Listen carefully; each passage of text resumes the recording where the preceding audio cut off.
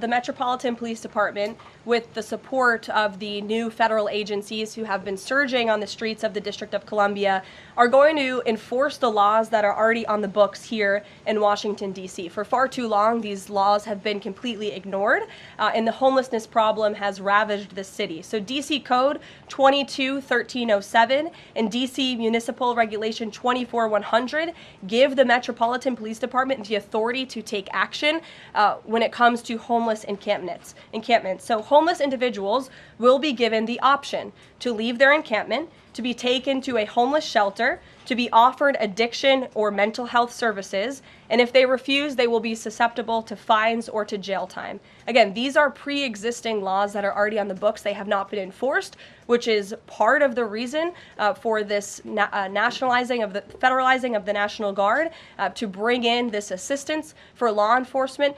While we are targeting criminals and trying to remove criminals off of the streets, we also want to make DC safe and beautiful, and that involves removing mentally disturbed individuals in homeless encampments as well. So we will be using these regulations and code that already exists to clean up our streets, and we've already had great success. Not many of you picked up on this, but the United States Park Police has actually done remarkable work in terms of removing homeless encampments from the city. Since the president signed this executive order in March, 70 homeless encampments have been removed by the U.S. Park Police. There are only 2 homeless encampments remaining in D.C. federal parks under the National Park Service's jurisdiction, and the removal of those 2 remaining camps is scheduled for this week. So the U.S. Park Police will be leading this effort alongside MPD. Just very quickly, he had talked in one of his social media posts about moving them very far outside of the city. Is that off? No, it's not off. We're exploring how we could do that. But again, homeless shelters, offered addiction and mental health services, or jail if they refuse are the options on the table right now. And we'll continue to explore that option. The Metropolitan... So hopefully I'm doing this right. Just to not piggyback from off what she's saying, but basically give my own 2 cents. I used to work at a few homeless shelters located in DC. And from my experience, stuff can change because things change constantly and stuff changes overnight. There are not enough beds for these people in these shelters. I repeat, there are not enough beds in these shelters. And most of these shelters that I've worked at are either all females or who identify as a female, all men or who identify as a man. And then you got the family shelters. Most of these shelters only house but so many. Now, when I went on Google, they said homeless shelters in DC. They said there's 3,200 emergency shelters and an additional 1,000 beds and a plan to add 500.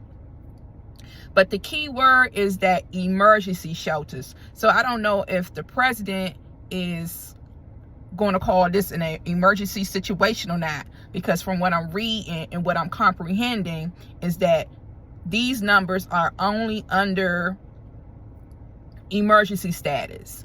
And then I found a few homeless shelters. Emory House only houses 150 beds. Martin Luther King only houses 108 beds. La Casa only houses 90 beds. Randall's shelter only houses 170. Sasha Bruce is only under emergencies and it's only for folks 18 and under. Adams Place, 150.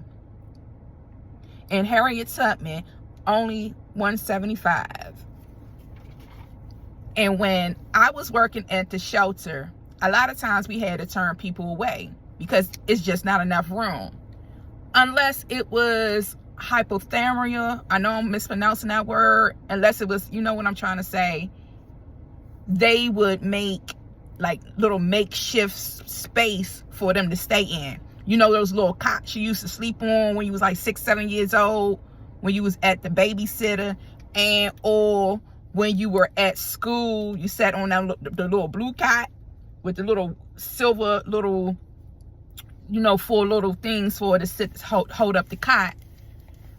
I'm not going to be against this man, which we call President Trump. At the end of the day, we can't be pointing fingers. That's creating division. We got to work with this man for the next 3.5 years. We can't be sitting here pointing out, see, that's what he doing wrong. That's what he doing wrong. That's what he doing wrong. That's just wasting time, energy, and resources. We all need to be on the same account and try to work with this man.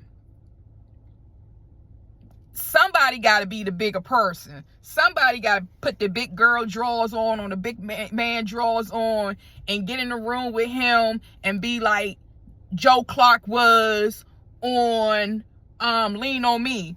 When Joe Clark tried to lean on him, he was like, contrary to belief, I'm the head nigga in charge and all of that, but he was still willing to work with him, because afterwards he was like, you want to go and get something to eat? We got to work with this man. We got to figure out some stuff and not keep pointing a finger saying, well, he's wrong, he's ignorant, he don't know how to talk, he don't know how to talk to the public, and we gotta work with this dude. At the end of the day, he's the president. When you go to sleep, he's the president. When you wake up, he's still going to be the president. This man is still the president.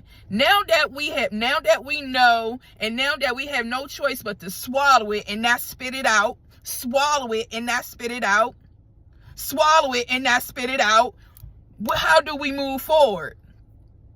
And the old saying is, you never know let the right hand know what the left hand doing.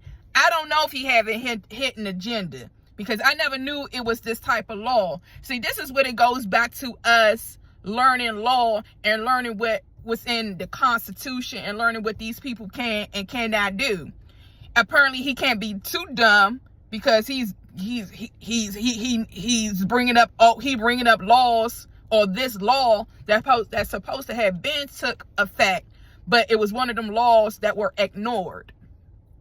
Now, me working at the homeless shelter, it's sad, because a lot of these people choose to live on the streets, because the homeless shelters are running rampant with mental illness. It's running rampant with people who stealing. It's just running rampant with a bunch of just, I don't want to say ungodly things, but it's just running rampant to the point that, a lot of people choose to say, hey, I'd rather sleep on the street, because I ain't got to worry about nobody stealing my stuff. I ain't got to worry about waking up with bed bugs. I ain't got to worry about some broad standing over me, being some He-Man bitch over me. And this is not what I assume. This is what I know, because I've seen it. And mental illness is running rampant. Like, one of the homeless shelters that I used to work at, one of the girls used to just go outside in front of the door and piss and boo-boo right there. When she just came from inside, it's like, we used to always have to call her name. I'm not going to say her name, but it used to be like, come in here and use the bathroom. Mental illness. And then it used to be one. I'm going to see if I can attach this. My alarm went off. Like I was saying, it used to be this other lady who had like a big sore on her neck. I mean, it looked like you could put like 4 of your fingers in it. And she wasn't required to really cover it up or none of that. Now, from what I heard, I never been in jail, but from what I heard, when you go to jail, they got to make sure you ain't got lice. They got to make sure you wash your ass. They got to make sure all of that. These homeless shelters, you're not required to wash your butt. So that's how a lot of germs get spread too. A lot of days we brought in our makeshift PPEs, because you will see the bugs crawling on them. You'll smell the aroma of funk on them. Now, one of them I worked for 7.5 hours. Sometimes I'd be at work for 16. It used to be this one individual.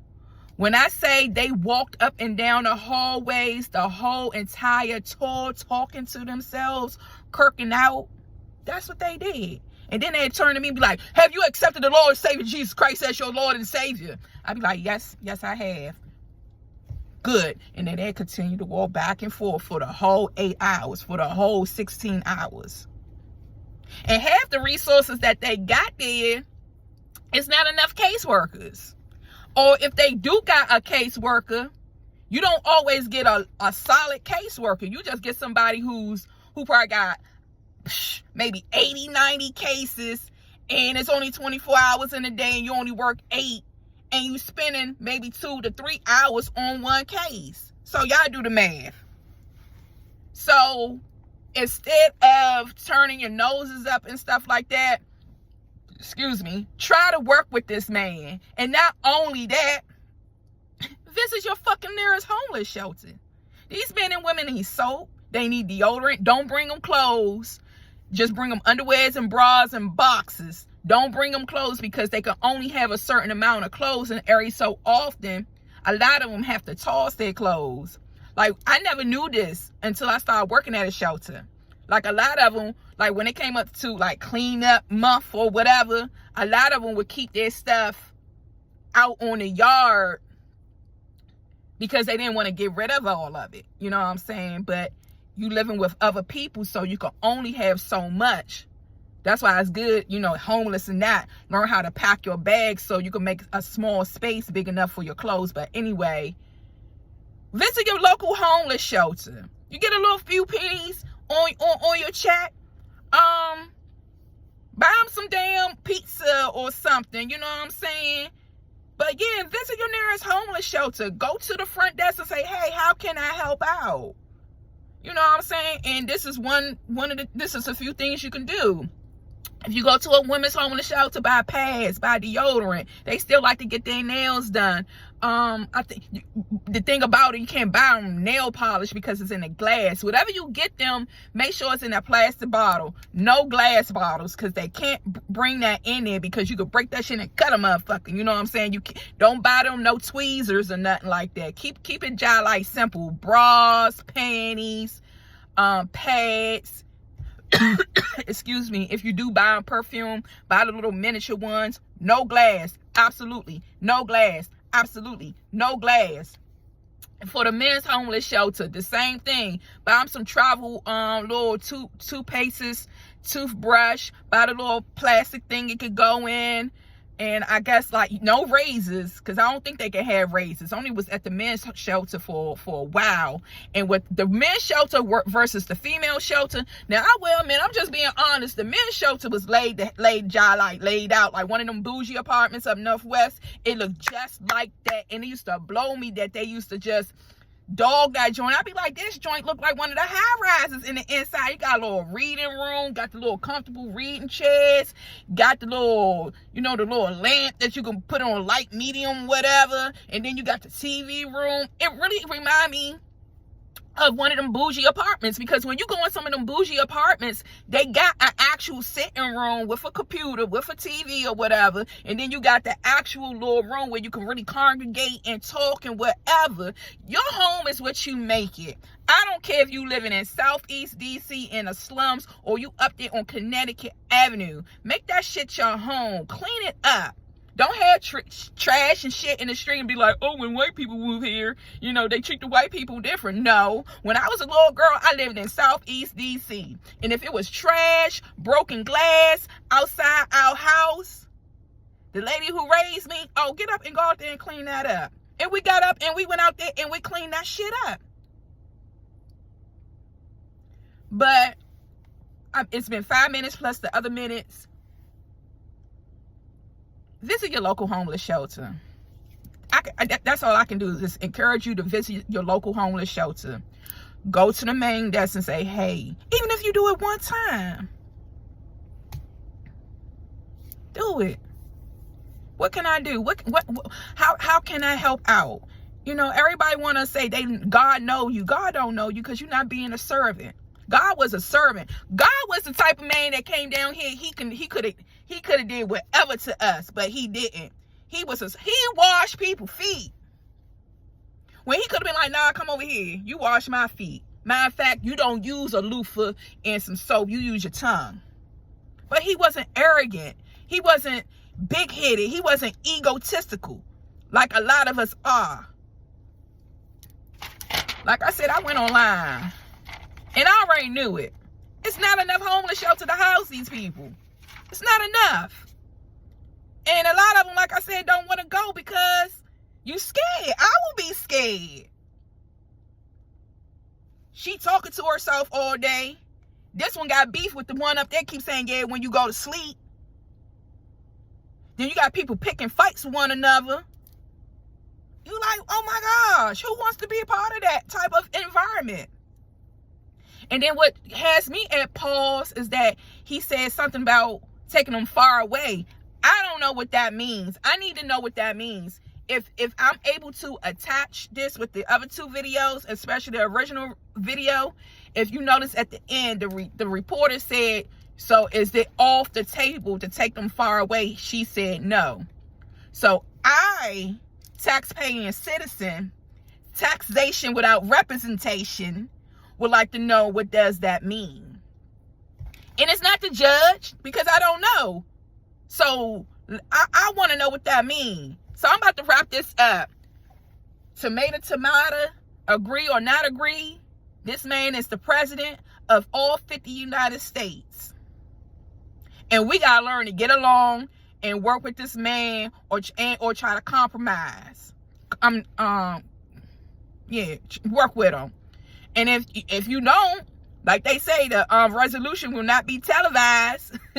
So either you gonna hang or you gonna bang. You know what I'm saying? You can't. And I'm the type, I don't like to keep talking. And I'm far from a thug or a gangster. Anybody who know me, but I'm far from one of them people. I don't do all that talking. You know what I'm saying? Okay, what's the resolution? How can we fix this? I'm not going to keep saying, because at a certain point, within the first 90 seconds, it's going to get on my nerves. Within the first 2-3 minutes, I'm waiting for a solution. I hear you saying this, that, and third, building up the story, telling me what's good, telling me, keeping me in the loop. At some point, I need to hear, but this is what I was thinking we can do. All right, now we working on a resolution, because I ain't got time for complaining. But there's not enough beds. It's not enough beds, honey. It barely be enough food. And they give them little ass portion. These women be hungry. Like on a summer day like today, they don't get breakfast, lunch, and dinner. They get breakfast and dinner and a possibility of a lunch. Now, some days when they get lunches, it's because somebody done came up in the neighborhood like, hey, I want to feed y'all. And they be like, oh, okay. And then they swarm a line. And then sometimes it still don't be enough. Where our tax money going to? D.C. is too small for all these homeless people. Where's our tax money going to? I know I done paid all this goddamn money in red light tickets. Where's that money going to? They need to get audited. Because I need to know when I pay my tickets and when I pay these fines, I need to get a letter in the mail. So, oh, your money went to the Red Heart Foundation, or oh, it went to the nearest homeless shelter, or it made little boo-boo and tink-tink get into college. At least I know where my money going. I'm just sending y'all money and I don't even know where it's going to. The government is some pimps. Some real pimps. Like that song by Twisted, pimp on, pimp on. That's the government. But I digress. It's been 10 minutes. I'm about to go to the gym. Give to your local homeless shelter. That's it, that's all. Give to your local homeless shelter. Nothing in glass bottles. No glass, because they can't have glass. No tweezers, no fingernail clippers. Everything got to be in a goddamn plastic bottle. And yeah, even if you just do it one time, you know what I'm saying? That's just good. I gave to the shelter. But it wasn't until I started working there, because when shit don't affect you to a point, you really don't think of it. And some of it can be like selfishness or heartless. And then some of it's just, I never thought of it because it doesn't affect me. So it's not in my way of thinking. Excuse me. But when I started working there, I had so many clothes that had tags on it and shoes. I took that shit up to the homeless shelter. Like I had a pair of phone pauses one day. Only wore the phone pauses like maybe 3 times. And I didn't give it to the homeless shelter, but I gave it to some kind of charity that they had all these shoes in there. And I threw them right in there because it's material.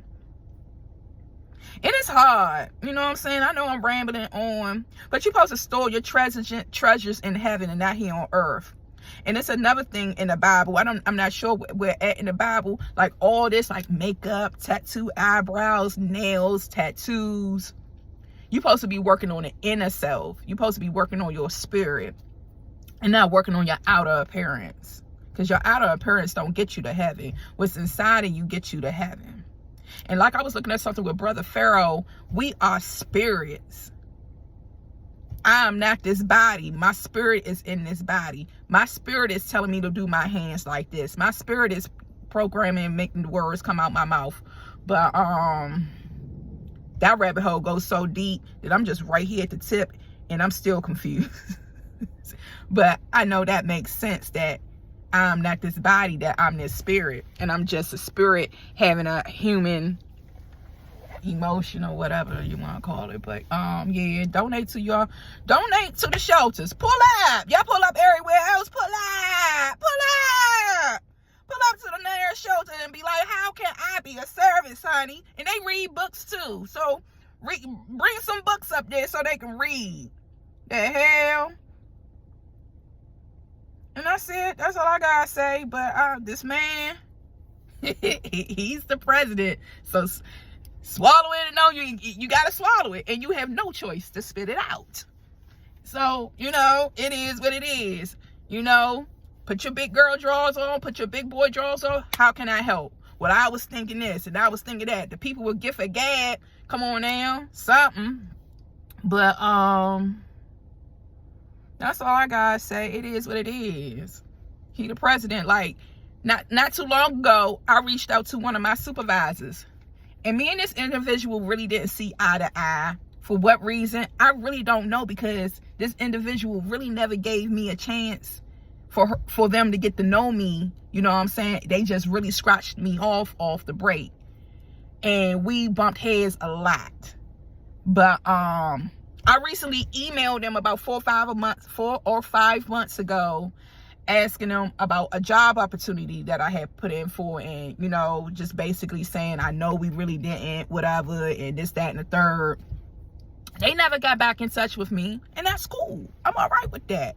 You know what I'm saying? But I showed great character in showing that I could put my big girl drawers on and not spit out and be like, it is what it is. I'm gonna see whatever. Because at the end of the day, I know I wasn't a horrible person. Yeah, I didn't have to go tit for tat, but I did. You know what I'm saying? But we're all human. And it just shows great character when you able to dismiss what you would usually do for some positive shit. But I'm about to end this joint because I'm about to go to the gym and do my mile and work on my badonkadonk. And give to the nearest homeless shelter and stop complaining about stuff. Start a revolution, you know, start a charity. You know what I'm saying? That's how they get away with most of these taxes. Just starting some shit and putting taxes up on it. Read up on that.